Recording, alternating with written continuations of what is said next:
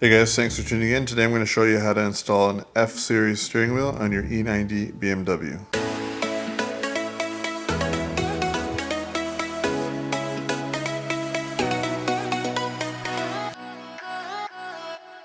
So this particular wheel is off an F10 535i. It's an M Sport wheel, but it's not an M5 wheel because it doesn't have the relief in the middle here and it doesn't have the tricolor stitching. That's an easy upgrade if you want to change this trim piece out. This wheel is not in the best of condition. It's got a lot of shine to it and nicks all over it, as well as a dull spot here where it's worn right through. Believe it or not, I still spent $900 on this. And the seller was asking $1,100 originally. I had to put an offer in, and they're very hard to find. So I want to put that out there first. I want to show you this is possible, but they're hard to find. I ended up buying one with an airbag, and I got the US style one with the dual stage. This is actually 3-stage, but I just need the 2 stages to work with my car. What made it so expensive is it came with the airbag. This is not a single stage airbag, and the market value in the US is like $600 something. If you want to get one from overseas, you can get it for 300 and change. But it's got the proper plugs for a US car. So now I'm going to attempt to clean up this wheel. Had I purchased this from overseas, I may have been able to get it a little bit cheaper, but most of the time they'll come with a single stage airbag. The going rate for a wheel like this for the F10 is probably about $1,300 if it was really clean.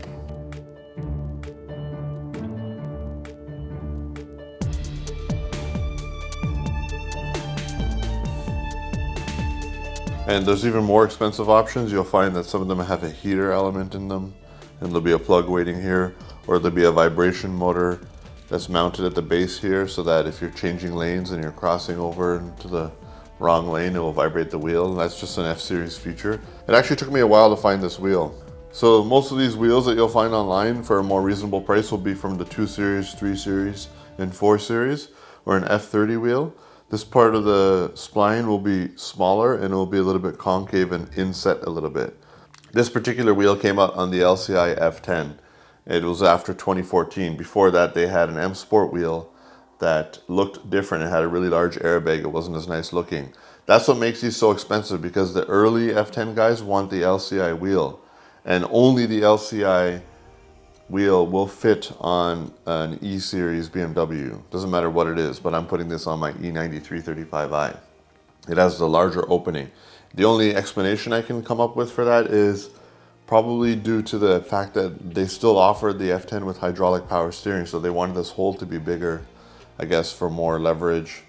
But eventually they switched over to electric power steering, especially on the newer generation cars. I guess they liked the look of this wheel and they wanted to put it on the LCI 5 Series, so they made this part match the F10, which also fits on the E-Series. Otherwise, you won't get any variant of this or any modern BMW wheel that could go on your E-Series BMW. I'm pretty sure we're gonna have to thank the F10 M5 for this wheel existing with this look and it being compatible with the E-Series cars. Probably why you've never seen this done, I would say, because nobody would have realized that it has to come off of a 5 Series. And if it wasn't for the F10 M5 and someone insisting that they had to keep hydraulic power steering, they wouldn't have kept the larger bore.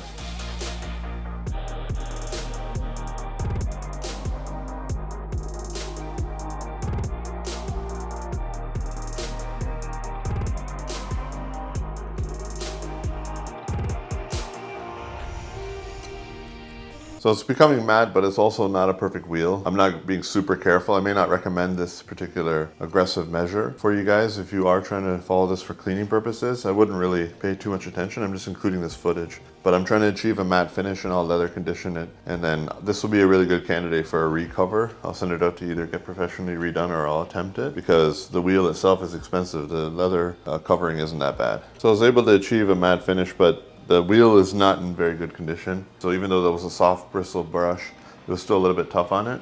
So I'm gonna put some covering on it.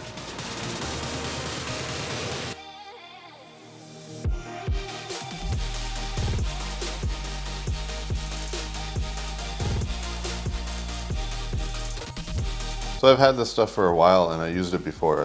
I really like it. It's a black leather cleaner, conditioner, and dye. So that's what I'm putting on to even out the finish and get rid of any micro scratches, etc. So that will rejuvenate it somewhat. I'm gonna let that dry for an hour, then I'll come back and buff it off. And you know, I won't have a perfect matte finish, but I'll have a very even finish. So it should be somewhere in between and a nice compromise until I can get this wheel recovered.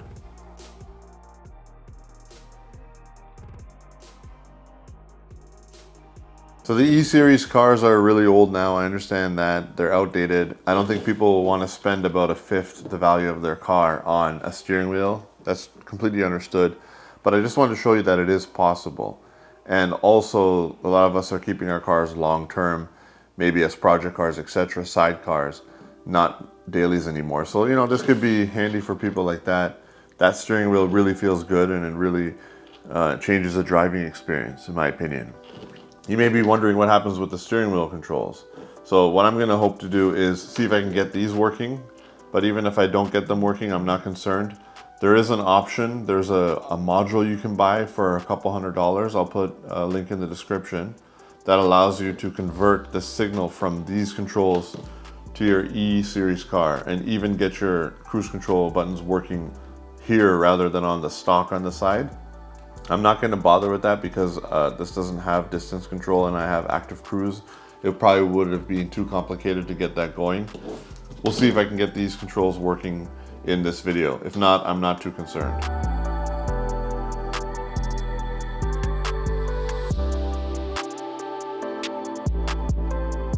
So that dried to a matte finish, luckily. I'm happy to see that. Here are the results I was able to achieve. I'm quite pleased with that, actually. So we're ready to put it on the car, but first we have to make a couple of modifications. So for anyone wondering, there is an E90 wheel. And if I were to lay the E90 wheel on top, they're pretty much identical in size. They're about exactly the same from what I can tell. If you look at the back of the wheel here, here's the peg that drives the clock spring. On the E90 wheel, it's in the same location, but it's not as tall. So what I have to do is drill a small hole, put a screw in there to extend it out to be able to catch the SCL or the clock spring. Another thing, this little hole here has to be covered up. It'll interfere. If you notice, it's sealed here. We have to cover that somehow. So I'm just going to plug up this hole with a piece of plastic and some JB weld. That way it's fully removable in case I ever want to sell this wheel.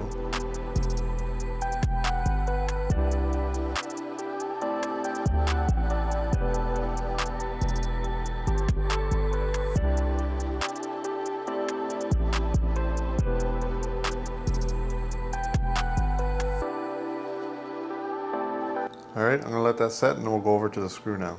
So what I'm trying to do is mimic the height here. I want the screw head to end up at the same height as this on this wheel here. So that'll come up to right about here. So here's the screw I'll be using. This will be fully reversible because I'm not going to drill past the walls of this.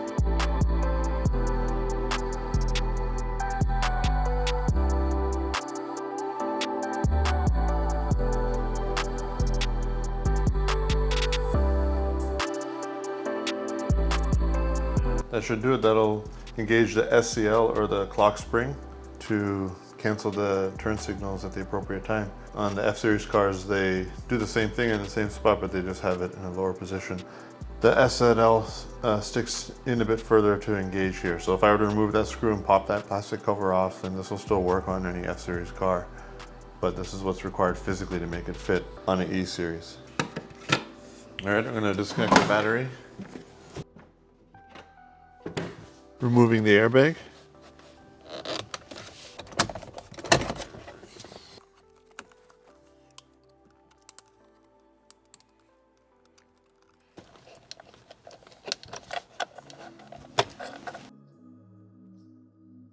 That's a 16mm. So I can see why we needed that plastic cover, because it pushes down on this, and that's where the alignment goes. Testing the new steering wheel.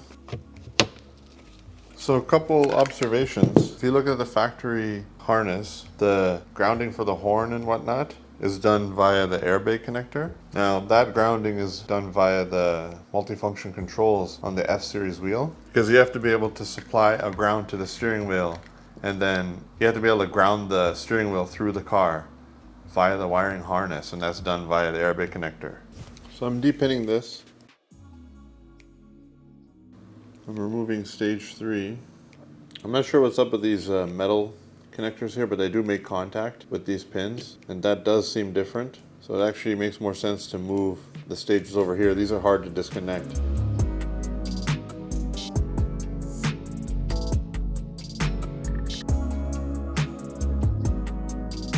So these are just really difficult to remove. I don't know if you need a special tool or whatnot. On the old ones, it was a lot easier.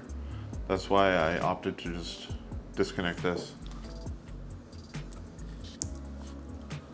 This will be a little inconvenient to install, but I can make it work. So as you can see, that portion was built onto this section because I guess when they went to stage 3, they didn't have any room on that connector. I'm gonna have to disassemble this connector. This ground has to go. This ground is no longer needed. So I'll disconnect this.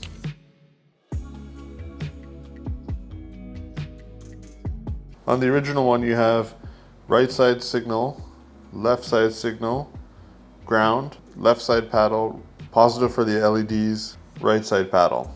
Okay, so we know for a fact that ground goes in the middle pin.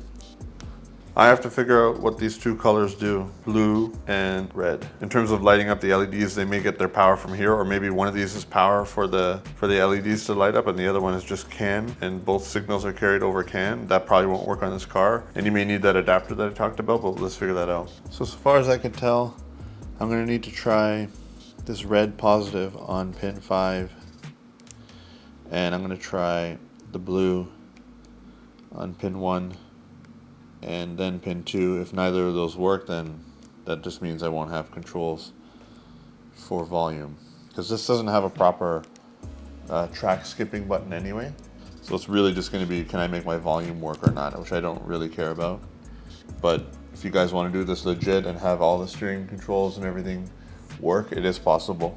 Again, I'll put a link in the description for that module. So we're at the point now where I'm going to go to the car and try this out.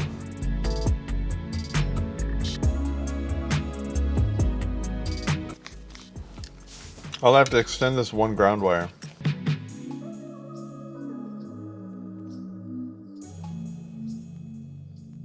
I'm going to connect the battery and see if we get any warnings, and also just see what happens with those steering wheel controls.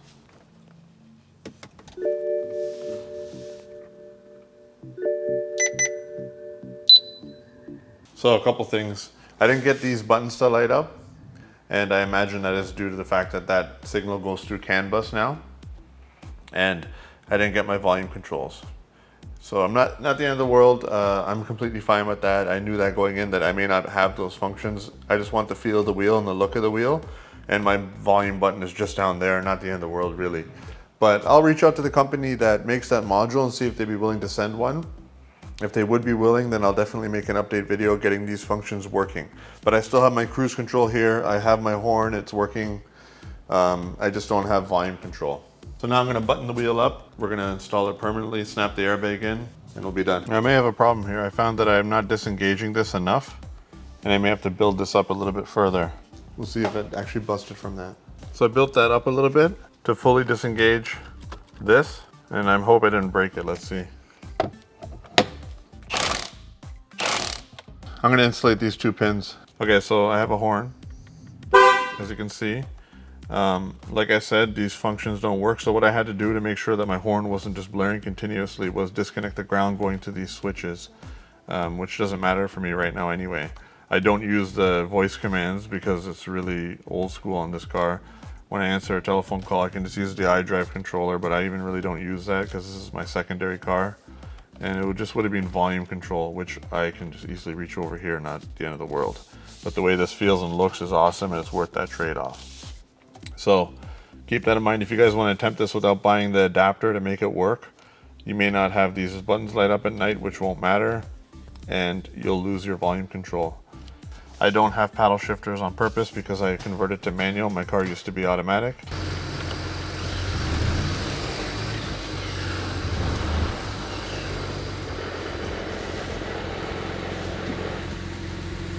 So everything's good to go with the turn signals.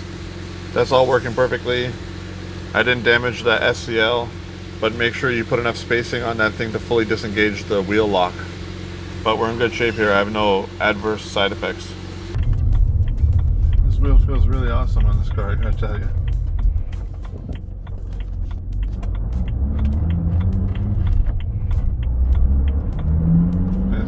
Turn signals cancel, no problem.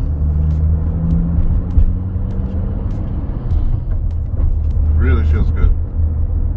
Shout out to a fellow YouTuber named Noor. He talked about how a steering wheel can completely change the feel of your car because you're touching it all the time. It can make it feel like it's a different car. I'm kind of getting that vibe right now. This thing is super awesome. Just feels right on this car. I've always loved the look of this wheel. It feels exactly the same diameter as the factory E90 wheel, yet it's a little bit thicker, but also not super thick. It's got these bolsters. It feels really awesome. And I think it just looks awesome. And it doesn't look out of place on an E90.